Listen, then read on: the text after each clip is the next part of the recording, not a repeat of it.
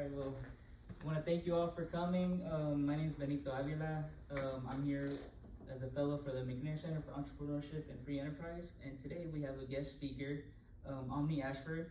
She's an alumna from here, back when it was HBU, Houston Baptist University. The real HBU. Yeah, so she's gonna come talk about her journey through entrepreneurship in kinesiology, and she just wants to share her testimony to you guys about how she ended up in the position she is today as owner of the Recovery Box, a sports medicine company. She's worked with professional athletes, D1 athletes, so she's want to talk to us about her journey and how she ended up in this position. Nice. Give her a round of applause. Thank you, man. Appreciate that. Thank you so much, sir. Alrighty. First of all, thank you guys for having me. I appreciate you ladies showing up this afternoon, rather.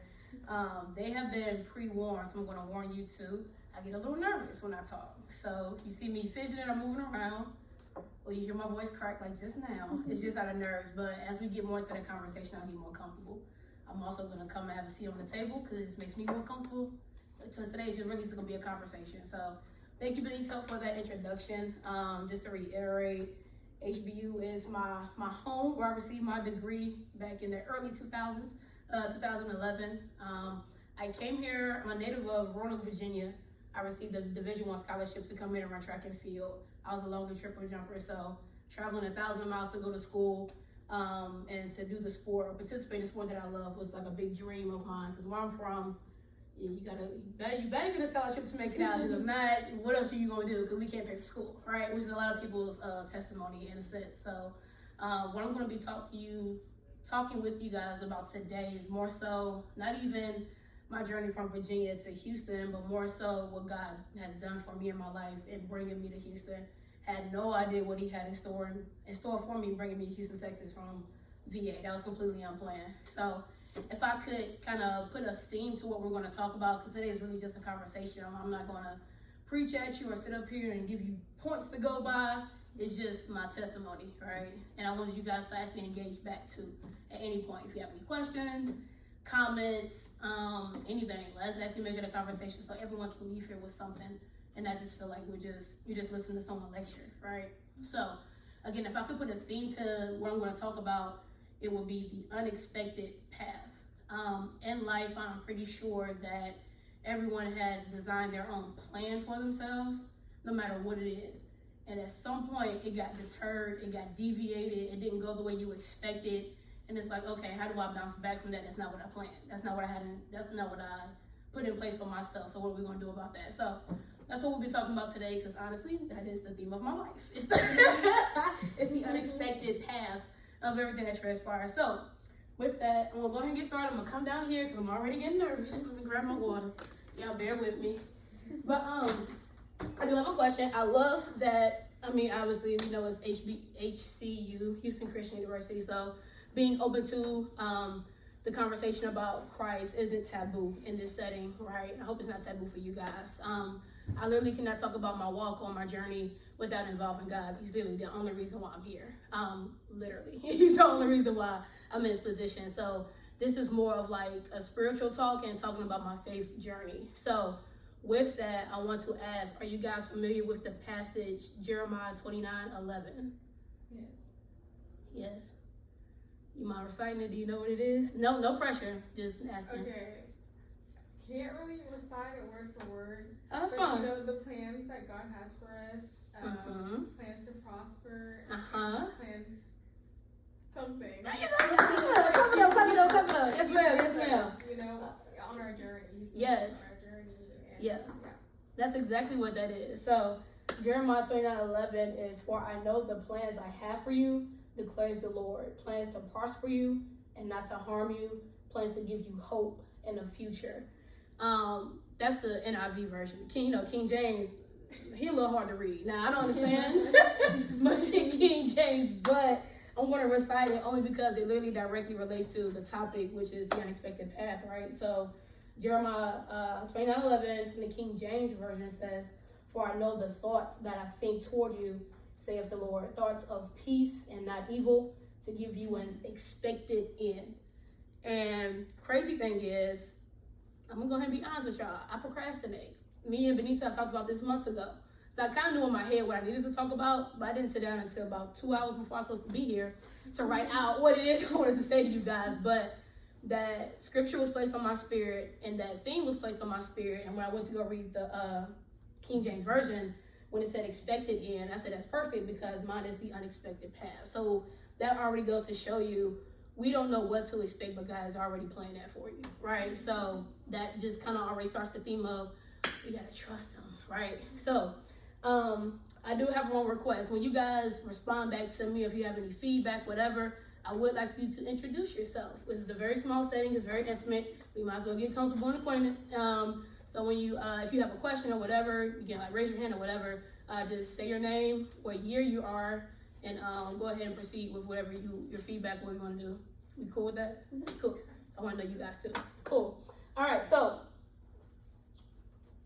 with the theme, I want to kind of bridge the gap or tie the knot on the plans that you set for your life versus what God intends for your life. And that's kind of how we're going to carry this whole conversation, right? So by raise of hand, how many of us struggle? I don't say struggle. That's a hard word.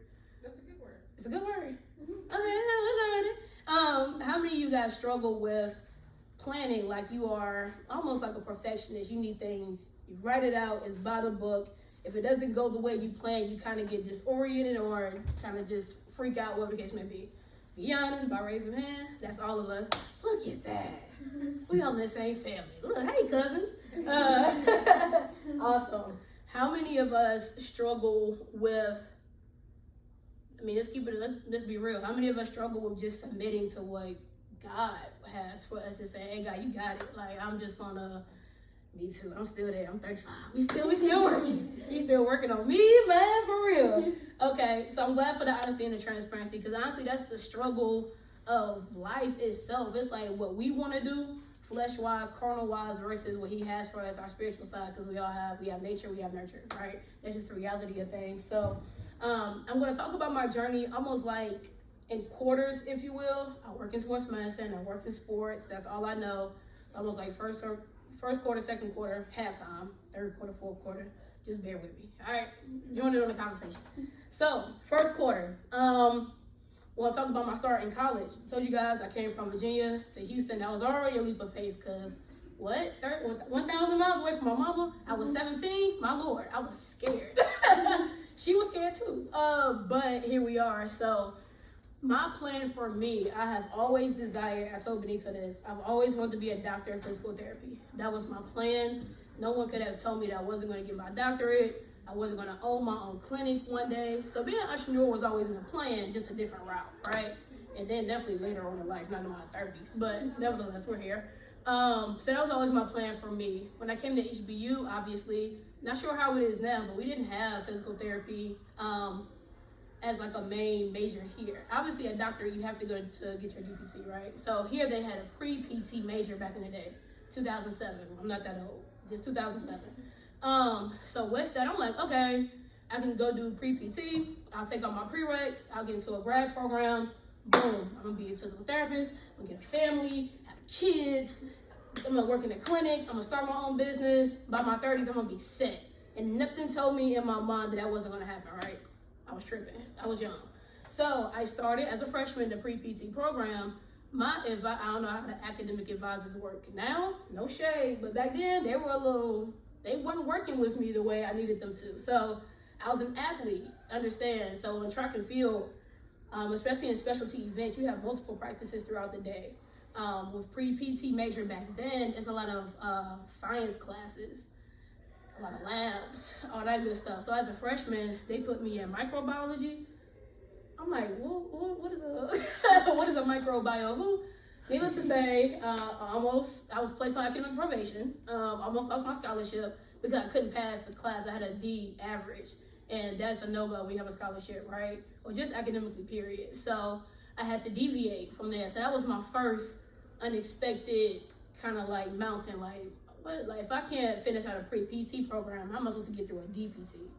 So veered. So I'm like, okay, at that time they had an athletic training program. I said, perfect. I get hands-on experience working with athletes, working in sports, working with sports injuries. This is perfect.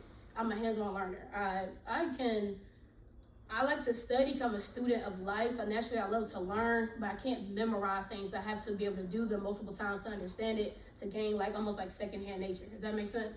So I'm like, perfect. I will just do the athletic training program. I'll get hands-on experience. I'll do all of my prereqs. Boom, I'll go DPT, get that, and I'm good.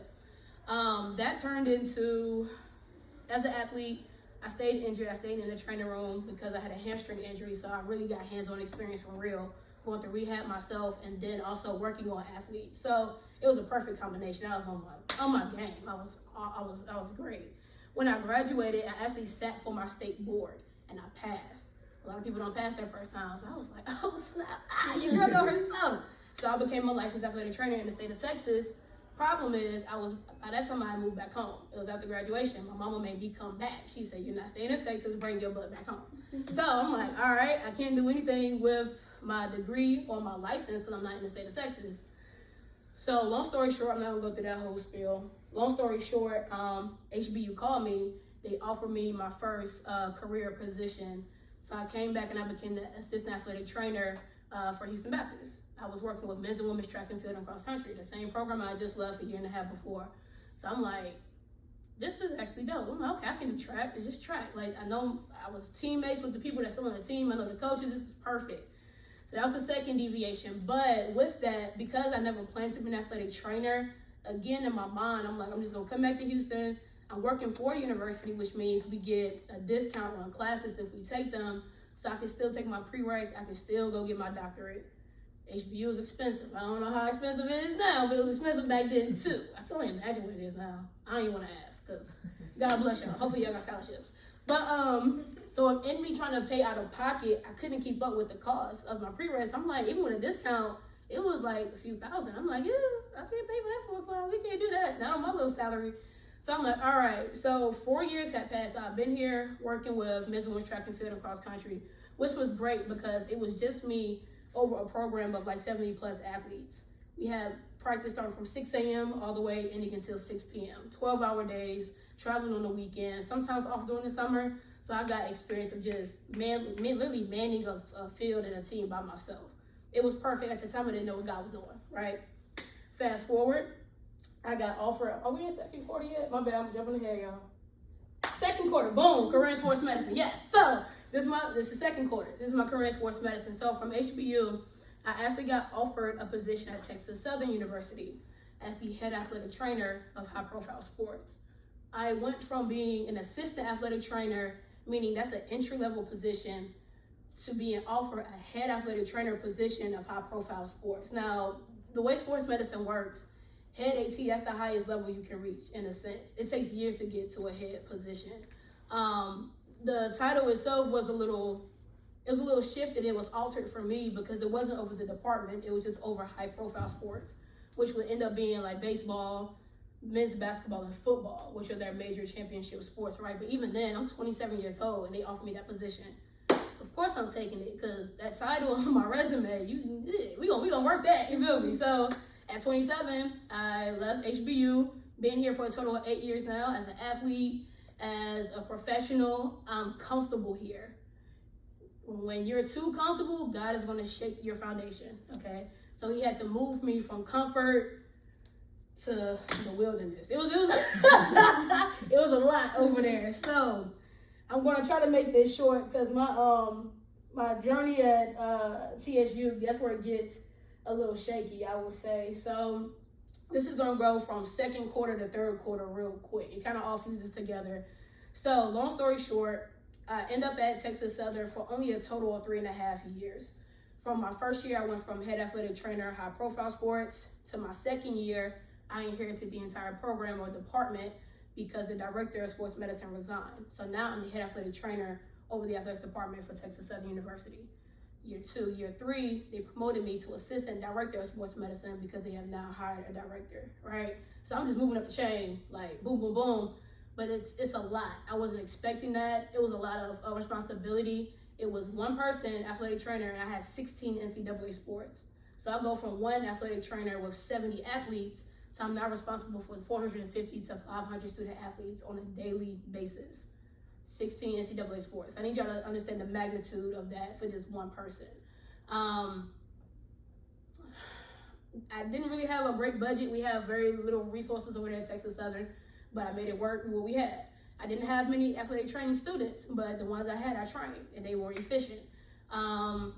The little bit of money they gave me to staff and to try to get assistant athletic trainers in different positions on board, I did what I could. So we went from a staff of 1 to a staff of like 3, and a GA or a grad assistant, whatever the case may be. So we worked with what we had, but when I tell you that was the most stressful time of my life, because it's like I am obligated to make sure that all these athletes are taken care of. In the position in sports medicine, when you are the medical personnel, there are legal terms that you have to abide by. Legally, we weren't operating efficiently enough for what we were doing, because it's one person, 16 NCAA sports. Like, that makes sense. A ratio of 1 to 450 is crazy. Like, unheard of, right? Nevertheless, I was being pushed beyond my limits every single day. But if you can imagine, I was stressed, wasn't sleeping. I'm working 7 days a week. I'm on call 24/7 because everyone has to have access to me because it's my duty to care for all the athletes. I wasn't happy. Just put it straight up, straight and plain. I was not happy. I would literally plead with God, like, yo, God, I didn't even ask for this. If y'all remember my story from the beginning, I never wanted to be an athletic trainer. I want to be a physical therapist. I'm like, God, this is similar, but this ain't that. Like, this is not me in a clinic. I'm on the field with these people. Like, this is hard. So I was extremely unhappy. I had a lot of adversity there. But nevertheless, that's where God placed me. But I had no idea why. I'm like, why do you even put me here? I didn't ask for this. I didn't pray for this. It's not on my vision board. Like, what are you doing? So, fast forward. Now we're jumping into, we're still in the third quarter right now. I'm sorry. Okay. So, fast forward. So I got to TSU 2017. I told you I was going there for a total of 3.5 years. January 2020, before the pandemic actually hit, God spoke to me and he told me to resign. So I'm like, whoa. What do you mean resign? Like, leave my job? Like, I'm not happy, but how do I make money? So it's like, it's a battle. God tell you to do something, but you don't see the whole vision. You're like, okay, you're questioning him. I'm not gonna lie, I ignore God. I'm like, that could not have been God talking to me. The enemy is in my mind. I called my mom, like, Mama, I think the enemy messing with me. Somebody told me to resign. I think it's God, but I don't really know. And she's like, well, until you sure, you better not leave your job, because what are you gonna do, right? It's your career. But nevertheless, I ignored God straight up, and I sat on it. Then the pandemic hit. So now I'm at home for 6 months, but we're getting paid. That allowed me time to really, he set everybody down. It wasn't just me. Like, during the pandemic, we couldn't do anything. Everyone's in the house, right? So he literally sat me down during that time and really showed me, like, you've been praying to me for years to give you an opportunity to open up and to leave Texas Southern. And here I am telling you to leave, and yet you're holding on to it. During the pandemic, I tell you, stuff hit the fan, as it did at every university, I'm sure, because they're trying to figure out, how do we COVID test 400 plus athletes? How do we get them back to campus? The athletics department of sports is a business. If your athletes aren't playing, if they aren't competing, there's no money coming in. So the school is worried about money. I'm worried about the athletes. We are not on the same page. So it was just very stressful. We're on Zoom calls every day. I'm like, bro, it's June 2020. It's the middle of the summer. Everyone's at home. Why are y'all calling me? There's nothing we can do at this point. For the athletes, everyone's at home. But it was a very stressful time. So they told us to report back to campus August 2020. And I'm like, I don't want to go back. Because one, I'm not going to put myself at risk. I got asthma. I got bad allergies and sinuses. If I get COVID, it's a wrap. Girl, it's not going to turn out good for me, right? Nevertheless, we went back. We tried our best to develop cohorts and testing, all of this stuff. And I was completely stressed out to the point where I couldn't take no more. I had like a mental break, if you will. So God spoke to me again. I remember what he said this time. He was like, resign. So I was like, I'm leaving. Put in my resignation letter, November 15th, 2020, I resigned. This is the end of the third quarter. I resigned November 15th, 2020. Sometime after that, I want to say maybe a week or so, I was literally sleeping and God gave me a vision. he talks to me in my dreams. I'm kind of like a visionary, very visual person. So the way he speaks to me is very almost theatrical in a sense because I'm extra like that. So he showed me a dream, and literally it was like a black and white galaxy, like in space or something like that. And out of nowhere appeared the recovery box. It was that design, those letters, except it was black and white. So I'm sleeping, and I woke out of my sleep, and I literally just started sketching immediately. Didn't know what it was, didn't know what it meant, and I went back to sleep. I put it down, went back to sleep. And days later, I can't tell you the timeline, but days later, he revealed to me what it was supposed to be. 3 weeks after I resigned, I launched my business, The Recovery Box. Had no plan for that at all. To tie it all in again, I launched it on the day of my dad's birthday. My dad died a year before COVID. So I was grieving. I was bad, going through depression, therapy, all that good stuff. So that was helping me to grieve and celebrate him through an accomplishment that I knew he would be proud of, and also to continue his legacy, right? I carry his last name.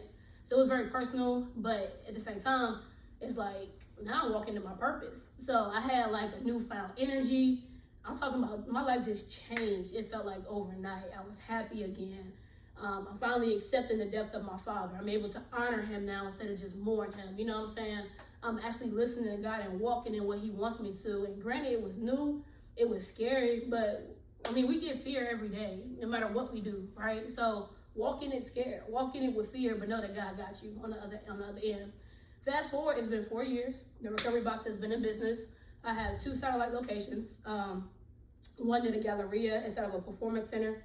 The other, like 10 minutes from the NRG, inside of a CrossFit style gym, whatever the case may be. But since starting my business, I have helped. My career was already in sports medicine, working with athletes, right? So I've already helped hundreds of athletes throughout my career, but now it's expanded to thousands of people I have reached to. So I have ties. I've worked with athletes who are international, who play overseas.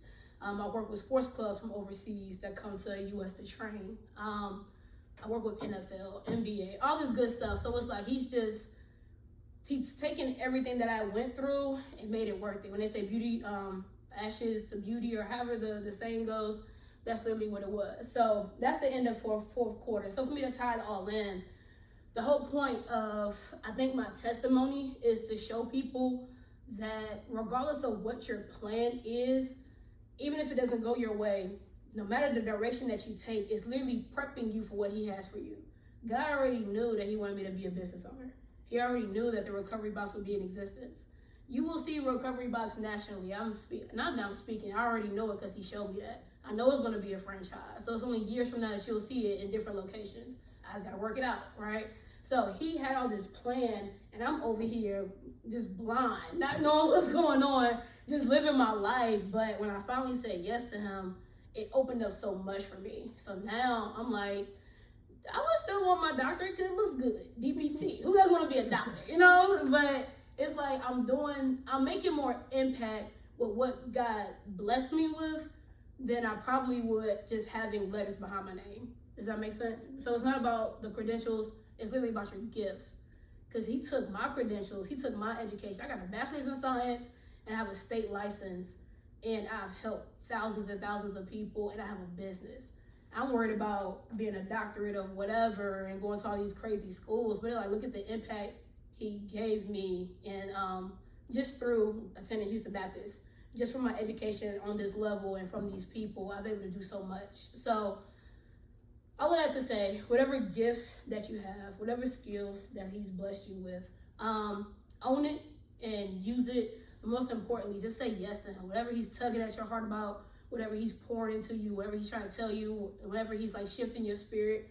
Because you know, like you can kind of feel it sometimes when it's almost like the discernment, if you will. When someone's kind of nudging on you, something's pulling on you. You know when to act, you know God's voice to you. God sounds different to everybody. He sounded like me to me. Like, he talked to me like I'm his own girl. So just listen to that and stand true on it, stand firm on it. But my main thing I just want to get across is say yes to him no matter what he's telling you to do, because you can trust him. You literally do not know what he has planned for you. You don't know what he has in store for you. You have no idea where your life can go if you just say, all right, God, I give you my yes, and I'm just rocking with it. And yeah, so this is just the earlier foundational years for me in terms of business. But from here, there's no telling where it's going to go.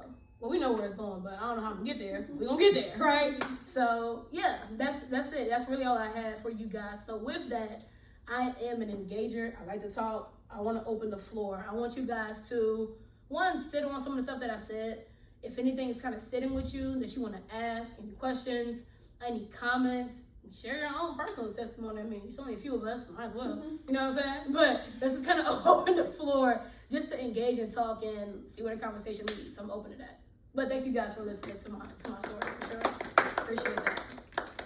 All right, let's open it up. Talk to me. What's going on? We got any questions? Yeah. What's your name, sir? I don't know who you are. My name is Benito Avila. I'm a senior. All right. Okay. Wanted to ask, when it comes to like opening up that second satellite location, what was kind of the process look like, and when it came to choosing a location, what did you take into account? It actually chose me. When it comes to like the business side of things, it's kind of hard for me sometimes to relate that to strategy, marketing, branding, because literally everything that I've come into, I've walked into because God presented it to me. So with the satellite location, I have a business partner. He does all the talking. He does his thing. So I'm not sure how he got in contact with this particular location, but once he got in the building, he said, hey, Omni, let's come check it out. And we talked to the GM. It's really about relationships. So once we got there, making sure that your service or your whatever it is, your item, your product matches and fits the environment. That's really the main thing. So if we're muscle recovery, we work on the body. We're here to make sure that athletes are able to perform, and they have a sports performance center full of athletes. It meshes and it makes sense. Does that make sense?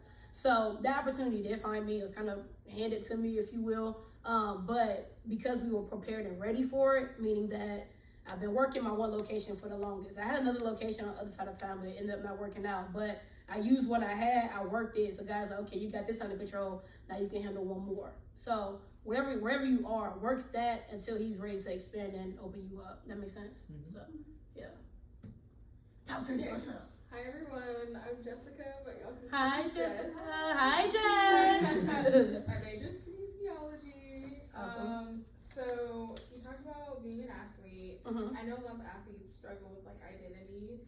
So we know that our identity is found in Christ. So Right. did you ever struggle, I guess finding your identity, the difference, things like that? Literally, but you hit it on the head. Every athlete struggles with identity after your sport. That's crazy. Thank you, Lord. So the first interview I've done since becoming an entrepreneur was a podcast called Life After Sports. And the podcaster, or the owner of the podcast, she was a track and field athlete as well.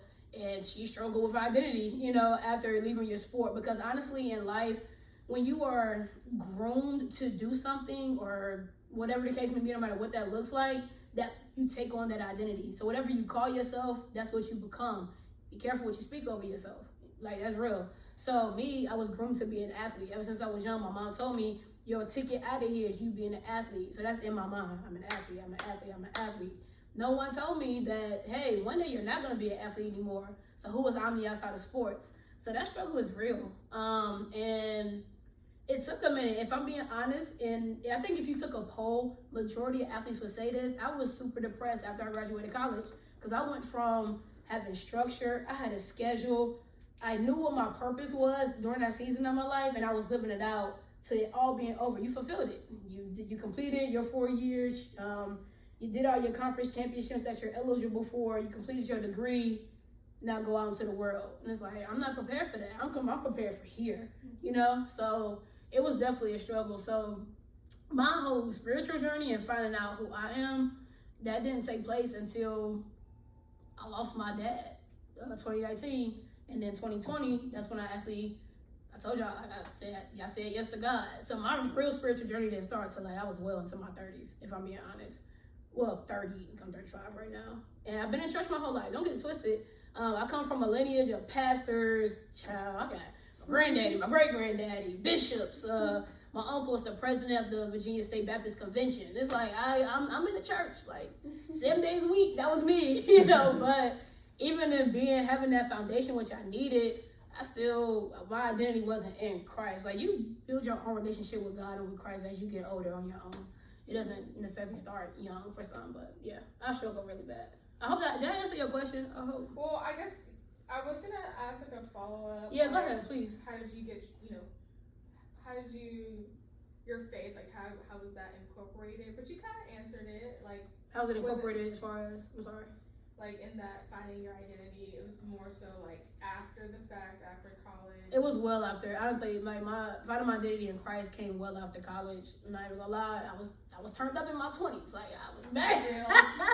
I was back in Houston. Hey, Houston is a lit city. Let's keep it a buck now. So I'm gonna be real transparent with y'all. So when I got back to Houston, I was obviously working here at HCU, but like the staff that we had, like our sports medicine staff, we were like family. We did everything together. So we would go eat together. We'd go out together. So it was like, I was young, back in Houston. I was partying. I was living my life. I wasn't concerned about, I was in church every Sunday, but I wasn't concerned about, like, hey, we out here. So, but it wasn't until, just saying. But when I lost my father in 2019, and I literally felt like I lost a piece of my soul, and I was lost, and it was just dark. I knew I had to run back to my foundation because no one could bring me out of this depression but God. Because I don't even know, I've never been depressed before like that. Until you lose, it's different losing a parent. I hope that you guys never have to experience that. If you haven't, but if you have, you know what I'm talking about. So that started my spiritual walking journey. Like, hey God, I don't know what to do. So it's almost like you end up depleted and really, what's the word I'm looking for? Really desperate for God, and that's when he really shows up. So, yeah, 2019 for sure. Dang, that's a long time. That's wild. I'm sorry. I was already lost, y'all. What's up? Oh, my name's Catherine. Hi, Catherine. I'm an art major. Nice. We love creatives. Hey, girl. I think your story is very beautiful. Oh, I'm thank very you. much highly related to your story. I didn't even plan to come here, right? Oh. And then I felt like my grandma helped me kind of push me apply.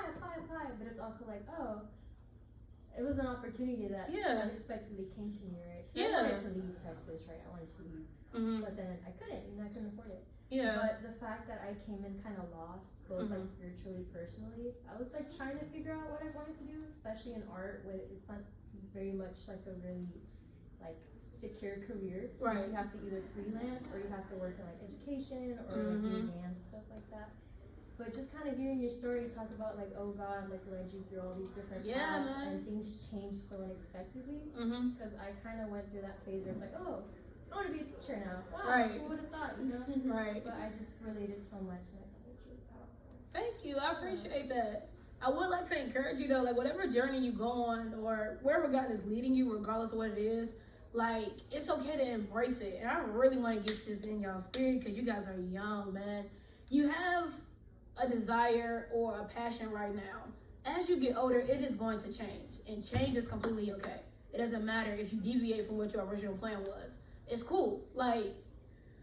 One, God has you, but also when I say say yes to him, make sure you're submitting to his will and not just out here making your own decisions and hey God, show up here. And he nah, that's not how this works. You feel me? So make sure you're confiding in him and consulting with him and all that good stuff. But he's gonna open you up to more than what you even expected. So it could be education, it could lead to something else. You have no idea. But just run with it and embrace it. And I also, this is what I currently struggle with, but be not comfortable.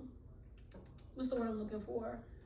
Be content in the circumstance that you're in, no matter if it's good or bad, hard or easy. Learn to appreciate the process because everything has a process. You cannot jump from A to Z.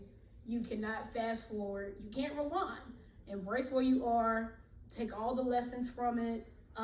Give all that you can in it, and then just steadily grow through your own journey, your own path. That's how life is. You can't change it. Yes, ma'am.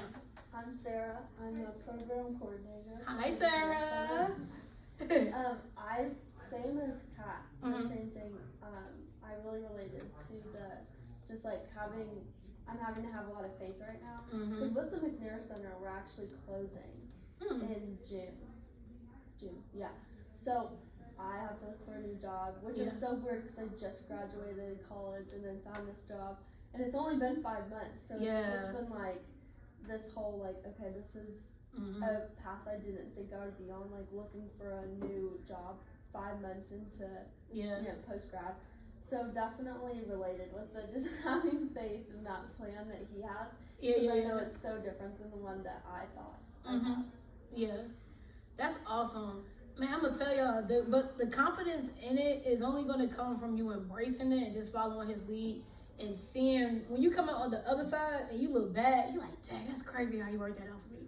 But think about it, it's already planned out, and this is kind of how I have to think about it, because God, he works backwards, right? So our life is already predestined. So everything that you're experiencing right now, it was already coded into your DNA, right? It's already gonna happen, right? So if he already knew or he already planned for this to happen, that means the solution is already there. You just have to take the journey to get there. So that's where our trust and our faith is really tested. It's like, man, because we don't see it, but he knows it's here. It's almost like it's a door. It's like a closed door. Like the next door is closed, boom. So you like, oh my God. But he's like, bro, you don't even see it. Because you don't even know what's over here. You gotta get up over there, you know? So, but that's really, and honestly, to this day, I'm 35, y'all. I've been in church my whole life. I still struggle with it because it's hard. Like life, it can get scary. But he tells us to, now I'm not going to quote the Bible verbatim because I don't want to mess up. We ain't going to mess with God's word like that. But if we have fear, it's okay. It's just what you do after you feel that sensation of fear, because we're human. We're going to have those feelings. But it doesn't mean that you fold. It doesn't mean that you give up. It doesn't mean that you stop believing because you have obstacles and hurdles. Like, that's life. You're going to get knocked upside down all the time. Yeah. The economy is retarded right now. We didn't plan for that, but here we are. You know what I'm saying? So it's just like, regardless of what takes place and what transpires, know that he is with you the entire way. He already has it mapped out for you. You just got to trust him, but also listen to him. That intimate time with God, I can tell y'all right now, is so very important. That's the only way to really build that spiritual connection with him. Is through intimacy, and that's just private time with you and him. That's how he speaks. That's how he gets through to you. Because we can talk and pray to God all day. We can tell him the desires of our heart. That's what they tell you to do, right? Through prayer and petition, tell him the desires of your heart. That's cool. You're going to talk his head off, but are you listening to what he's saying? Like, are you really creating space for him to talk back to you? And actually tell you, like, because even now with the McNair Center, it's closing, but what if he's trying to tell you to go somewhere else, but you're not listening? What if this can also be an abrupt door to push you to where you're supposed to go, because if not, you would have stayed with the McNair Center, and the opportunity that he had waiting for you, you wouldn't have went because this was still here. We